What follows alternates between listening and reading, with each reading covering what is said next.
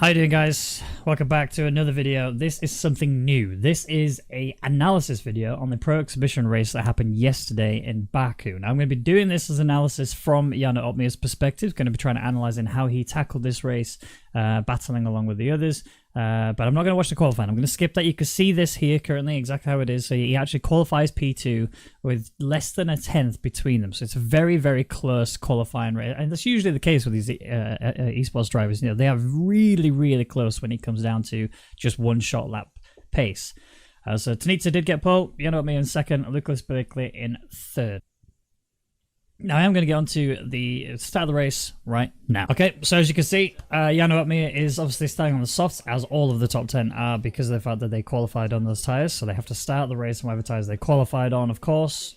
Those outside of it do get to choose what tyres they go on. So obviously looking at it, 3 of them have chosen softs. Everyone else has gone for the mediums. Mediums probably being the better tyre strategy here, but you know, these guys know their stuff. So Jarno, obviously on used soft tires, but that's exactly the same for the guys around him. So he's going to have to be trying to think about the run-in towards turn 1. This track is a very awkward turn 1. If you're going to send it into turn 1, as you're going to be starting on the inside anyway, then you're going to need to take it very tight. But there's a very good chance you can be stuck alongside people throughout turn 1, and in some cases even take it all the way through to turn 2. So if you're going to do it, you need to do it quickly. So lights are on then. And very delayed, but here we go. So Jarno looking like he's got a pretty decent start. There's also another Alpha, that's Danny coming straight down the inside, but you can see he gets stuck along side by side with David Tanita. You'd have thought he might be able to get through done into turn 2, but because of the momentum that Tanita's got taking the outside line, he has to just slot back in again behind them. Mega crash behind them, causing the yellow flag in sector 1. A few people being affected by it, but obviously the top 3 are not really affected whatsoever. So Jarno Opmeer gets a little bit alongside, decides against going for the move. Best idea I think you could probably do there. Just sit behind Tanita a little bit. There's no real need to push hard on this first lap. All you need to do is just stay within Tanita's range. You need to make sure that when you hit lap 3, you're still within that 1 second margin of David Tanita, so you've got DRS. If you can get DRS, you can then start to change up your strategy a lot more. Start to apply more ERS, start to attack as hard as you necessarily want to, but you still need to think about the end game. It's all about whatever you do now will affect the end of the race. The priority has to be staying in range. So that one, everything seems to be all good. No real issues here whatsoever. Lucas Berkeley is here, but he's slightly falling away. Ignore the timers on the left-hand side. They're always wrong until lap 3. As you can see, apparently Bono Huis is a lap down. But in terms of like the actual gaps, the top 5 are all doing the right thing. Marcel's still there, P4. Enzo Benito's there in P5. Everything's staying relatively close to each other. And now this is the bit where it's going to start to matter a little bit. So David Tanita is going to carry on pulling away. But obviously the tow for the drivers behind means that he can just stay. They can all just stay with him. And there's no real issues. Anybody going to pit? Nobody in the top 5 at least. So no real changes there in terms of strategy. Bit of a lockup, but nothing too severe. The soft tires will fall off pretty quickly here because obviously it's a 25% race, so they're scaled down to match it. So I think it's around about lap 5, lap 6 where the tires start to really fall away a little bit. Lucas Berkeley still there. All of the top 5 are together, but that P6, Daniel Haddad, has actually fallen back quite substantially. So he's going to be in a bit of an issue now. He can't really close back in. Once you've lost the train on this circuit, it's very hard to bring it back unless you burn ERS in Sector 2 where everyone's saving. That's probably your best place to recover if you have got any major issues. But, you know, the main focus is going to be at least this top 5 grid for now. Enzo Benito just sat on the back of it, kind of just biding his time. Same for Marcel. This is one of the most awkward areas of the circuit there, that if you make even a slight mistake, it can just be the end of your race. So you want to avoid it, but you also want to get as much pace through as you can. You can see Tanita actually pulling a bit of gap now on Jarno Opmeer. So this is actually not looking too good for Jarno, but he's not actually that far off. He's still in range of DRS. That's what matters. There will be a DRS activation on lap 3 because of the fact that you won't get it on the home straight, that's for sure, but you will get it on the second straight. So there's still a chance there for Jarno Opmeer to pull it back a little bit. And Tanita's kind of in a position where if he really wanted, he should really push to pull away a little bit if he can whilst he was building that gap up. But he didn't really spot that the gap was forming. The tow is really strong on this circuit, especially on that home straight. So, you know, if you don't get big enough of a gap by the time you get to the back straight, then don't try and push too hard. Just try and manage it. Carry on as you are. And obviously, Tanita says fastest lap. I guess beaten by a couple of others behind. Slight mistake from Enzo allows, from Daniele Haddad allows Frederick to catch up a little bit. DRS obviously being enabled now. You can see the wings open for Jarno, so he's actually bringing that gap down. The timings on the left are actually now accurate, so you can see the time is closing down quite rapidly. But Jarno now is in a position, because DRS has been enabled, he can then use his ERS, use the toe to start applying the pressure to David Tanita, but he can also use the DRS to then turn his ERS down later when he gets up to a certain amount of speed, whereas Tanita can't do that. He has to continuously use ERS in order to maintain pace ahead of the drivers behind him. So it's in this sort of race, it's quite difficult being race leader. You don't really want to be race leader unless you can manage it. Marcel Kiefer's just crashed in Castle. Big sad for him. I don't think safety cars are enabled in this exhibition race, but if it was, that would have been almost certainly one. The gap now, look at Blakely. He's actually falling away just a little bit. I mean, it's still marginal. We're still talking within the DRS margin, but it's kind of now, as you're coming onto this area of the track, if you're not already really close to the car ahead of you, you're going to struggle a bit later because, look, Jarno Opmeer is going to have DRS on David Tanita, so Lucas Blakely is going to lose all momentum when it comes to trying to pass Jarno, which I don't think he's going to try and do anyway. It doesn't make sense for him to do that, but we'll have to wait and see. So at the minute, he's managing the ERS on the car, making sure that he applies enough pressure to the driver ahead to force them to burn their ERS in order to protect their position. So, but Tanita's decided to pit. So in he comes. He's going to be obviously going from softs to mediums. That is the strategy to do here. You never ever want to touch the hard tyres. So we'll need to see now if this works out for him. He's coming probably about where I would suspect most drivers would have come in for if you were in that top 10 range. Either this or next lap. There's a McLaren that's had an issue. That's Nathan Moore. Yep, there he is. Big mistakes there. But Jarno's obviously got race lead now, so this is a good standpoint. But now he has to think about, well, am I going to pit this lap or do I pit next lap? If he's going to pit this lap, then he has to really push, right? So it's making sure that you burn all of your ERS as you can to try and get a really solid in lap, and make sure you don't get a cutback, I guess, if you want to call it that. It's not really an undercut, but he's protecting himself from an undercut, if you like. So the plays are now realistically in Jarno Opmeer's hands. He's still got the fastest tyres. He still has the pace. He still has a lot of ERS to burn. And that's the matter of fact for him, is he has to make sure the decision he makes is a clear one. So we'll see whether or not he pits. So Lucas Blakely is a little bit too far back, 7/10 off, so he's not going to be able to push here. I get the impression he's not trying to, otherwise he would have burned a fair bit of ERS and used the DRS to his comfort. Is closing in a little bit, obviously, but when we get to the home straight, he's not going to be anywhere near enough to be able to actually make the pass. Oh, he's actually in the pits. Okay, so Lucas is also doing it, but Jarno stayed out, so this is crucial. He's actually pushing the tyres further out on their life than you would normally expect. So we'll start lap 5. He's going to be still pretty comfortable, don't get me wrong. Like I said, around about lap 6 is probably where the softs are going to be at their worst. So Jarno's going to be at least taking them to full 5 laps of wear. So he's going to have to think about, when he gets on the mediums, has he done it right? That's the issue. So where does Lucas Blakely come out? Because this will also play effect now in Jarno's race. If Lucas and Tanita start battling, then this is bad news bears for those two, but great news for Jarno.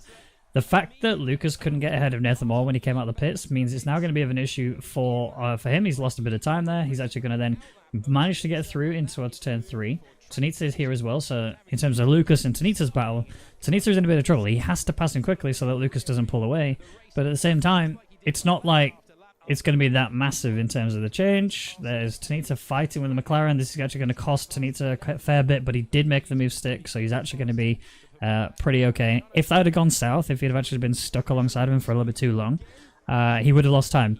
And he's already outside of the 1 second margin to Blakely, look. So this is still a concern now for Tanita. He has to actually push pretty hard, use more ERS than he necessarily wants to, and just close into the back of Blakely. If Blakely had spotted that the gap was currently set to a second, he would have probably pushed a little bit further and faster to try and keep that 1 second margin and worry about it a little bit later. But it's just managing. It's just sitting there. So it's literally right on that limit. And even now, it's still slightly over, but the detection line is a little bit further round. I think it's actually halfway through ping pong. So keep an eye out. But Jarno Opmeer is now in the pit, so this is the crucial bit. This is the strategy now he's gone for. He's chosen to do it on lap 6, but has it gone too far? Has he pushed the tyres just a little bit further than they really should be? We'll see. I think the fact that Tanita and Blakely were fighting with the McLaren earlier has actually helped him quite a lot. Jarno Opmeer has actually gained a fair bit. His in laps could have been however it is, and as he comes out, look, he's actually bang slap in the middle of this fight. So this is actually not bad for him, but he also has been pretty lucky. He's been really lucky that they had that scrap. If they hadn't had that scrap, they would have been a very different scenario for Jarno, who probably would have been behind Tanita. But luckily Nathan Moore was stuck in the middle of the circuit due to that mistake he made through turn 1, and that allowed him to hold these two back and slot Jarno right back into it. The one thing that I'm really impressed with Jarno is if you look at the battery on the bottom of his screen, like even though he's been pushing on his in-laps, he's still been pretty consistent at keeping the battery alive. You know, it's a major technique. Like the ERS, we talk about it a lot because it's such a huge factor when it comes to racing in league races.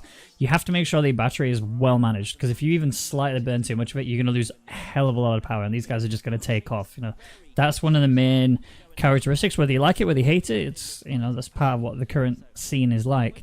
And obviously F1 2020 has very different ERS management settings, and more simplified is probably the words I should use. But still, this does really introduce a whole new mechanical level to the drivers. They have so much to think about: fuel management, tire management, ERS management, and the gap management as well. You know, you've got to keep everything so clean and perfect. And that's why these guys are some of the greatest drivers in the world, not just in F1. So Jarno, still half a second behind Lucas. Tanita, about the same. About the same. Just kind of sat on the back, just biding their time again. This is where Jarno kind of has control.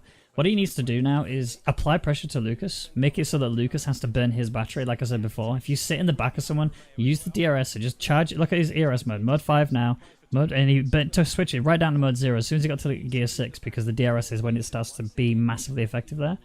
He's come a lot closer now to the back of Lucas. He also doesn't want to pass here because this is a really awkward area to pass. But on top of that, realistically, the only place you really want to pass is on that home straight. That DRS toe is just massive, and it makes it so much easier, and you also have to burn a lot less ERS to make that move stick. So it's well worth it as a driver to wait for that home straight to then make the pass. But obviously, as the race gets into the later stages, you'll start to lose that time. You'll start to lose that window of opportunity, and you have to actually just get a move on quickly. And people start to get desperate. So we'll see if anything like that happens later.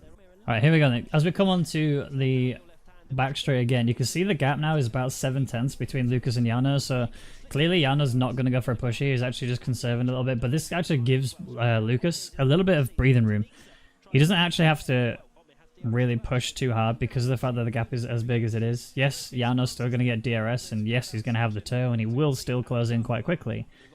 Lucas can actually sit in mode 3 here. Just use that ERS and flick down to mode 2 when he gets to about gear 8 and just chill. Like, look, Jarno's right there on the back of him, but there's just not enough time for him because of how far back he was for him to get that move done. So if Lucas could read that situation perfectly, he would know, actually, I just relax. But any relaxation you do on the home straight allows pressure to be applied in this straight here. Again, it's another DRS, it's another toe. Yes, it's a lot shorter, and it's a lot harder to get into alongside in the braking zone. But, you know, you're kind of seeing Jarno start to get onto the back of the racing point, apply as much pressure as he feels is needed. Right now, he's doing still a very good job. He's very much broken that gap down closer. And as we get towards that DRS straight later, if he can maintain this will be really, really good for him. So the Sector 3 is probably the most important sector on this entire circuit, because that's the bit where it makes and breaks. You know, the Sector 1 and 2, you just be about the same. Sector 3 is where you need to eke that little bit more time out just to close in and line yourself up for that overtake. So we'll see as we go through Sector 2 and into Sector 3 how he's going to play this one out. Alright, so this is the bit. This is the crucial bit. This is the bit now where he has to start making sure his car is as close to the back of Lucas as possible. Look at that, 3/10. He knows already, I have to be as close as I can in order to make this stick. The difference maker here is that Lucas is almost within DRS range of Holtzman, so he's just going to have to hope he doesn't get DRS, which currently he hasn't. The gap is too big.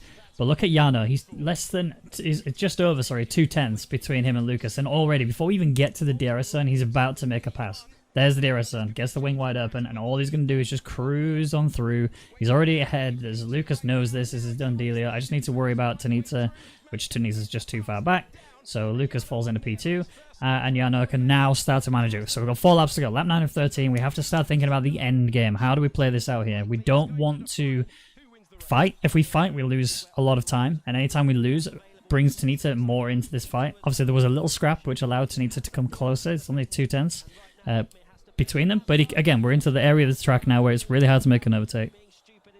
Especially as you come into I call it the slower sector, because in the entire second sector, really, for the most part at least, is a charging sector. You got your ERS mode in very, very low settings. Your fuel mode is definitely not in rich. And you just sort of enjoying the sector just to recharge yourself, prepare for that final push again when you get to that last sector. So Jarno doesn't want to, because he knows he's been breaking down Lucas for a couple of laps, right, before he made the move. So Lucas has obviously got to recharge his batteries. So Jarno doesn't actually have to push here. He can't get into that mentality of, if I am now ahead, I have to just suddenly try and break away. Because when you're at this level of skill, these drivers, they're all so closely matched in terms of race pace and lap pace that you're pretty much not going to be able to pull away. It's just not going to happen. The only way you could do that is if you had your ERS mode set high and the driver that you're trying to pull away from has his turned off completely. That's pretty much the only way you're going to do it, especially on a circuit like this. The tow and the DRS is just so powerful here. There's no point. So you just want to try and match what their ERS usage is at the minute. Just try and keep it about the same, especially with the fact that Jarno did such a good job in the lead up to the overtake where he charged it beautifully. He's now able to just sit as he is. Look, 410s. Lucas is not pushing. Neither is Tanita, because he knows, with the fact that he pitted that little bit earlier, he's got to worry about the tyre wear. He can't afford to pit too early. He can't afford to burn the tyres away too early. And then lose out on the chance of going to win later. He has to just sort of manage it, just sit with them, and then as we get into sort of lap 11, lap 12, that's when he'll start to do his attacks, because ultimately that's really where he's going to sit. So the thing to be worried about now is because Lucas charged so much on the last lap in terms of his battery, he managed to recharge a lot of it. Jarno has to worry now about whether or not Lucas is actually going to go for a move on that home straight. If the gap doesn't get to a certain amount through that third sector, or even if they match right now, because it's 4/10ths, right? If they get to keep this gap all the way through to the final sector, then Lucas will pass him very easily. So Jarno has to think about, how do I want to attack this? Does it benefit me to let him pass? And I think yes, honestly. I think if you're in Jarno Opmeer's position, you want to let Lucas through, but you don't want to let Tanita through. So you can't just take your foot off the gas and let Lucas through. You still need to apply a lot of pace, put your ERS into quite high modes, keep your fuel quite high level, and just keep pushing away. And you can see now, look, so the gap is 4.5 tenths as you come through the final, I call it the final corner, because realistically the rest of the circuit is flat out. So Lucas now is in prime attack range to get Jarno, 4.5 tenths. This is crucial. You can stay in the tow. He's not as close as Jarno was earlier, so he won't be passing him until later on the straight. So the wing will get open in just a second. You'll see from Tanita's perspective, it's slightly blurred, but you can see that Blakely is going for the move down the inside. He's going to get that one stuck. Yep, there it is. Done and dusted just in time for the braking zone. Jarno again is still there, but you can see the red light flash on his car means he's just charging. He's got no reason to apply any pressure at the minute. Again, he can just sit on the back of Lucas, recharge his battery as it stands for now, and then start applying more pressure as we get to the later stages of this lap. But he doesn't need to do anything more than that. So great job overall to not allow the pressure of the race and Lucas to just get on top of him. And he's been able to maintain quite a large amount of battery on his car, which is again is massive when it comes to these races. It's, he who has the most battery should be able to dominate the race. But that doesn't mean just flick into mode 0 throughout the entire time. So we'll see now how he handles it as we go into the castle section again for one of the last few times. He's really close to the back of him, but he also has to worry about the time on the left. Look at Tanita. He's 3 tenths behind him. So whatever mistakes Jarno makes here, Tanita will pounce, and he can't afford to make one. So right now it's just being consistent, being quick, but also staying as close to the back of Blakely as you possibly can. We're about to go into lap 12, which is probably going to be the most crucial laps now from here on out. Any mistakes made is done. You will lose the entire race from this. So Jarno's in for this, so is Tanita, so is Blakely. This is a 3-way battle for the race win.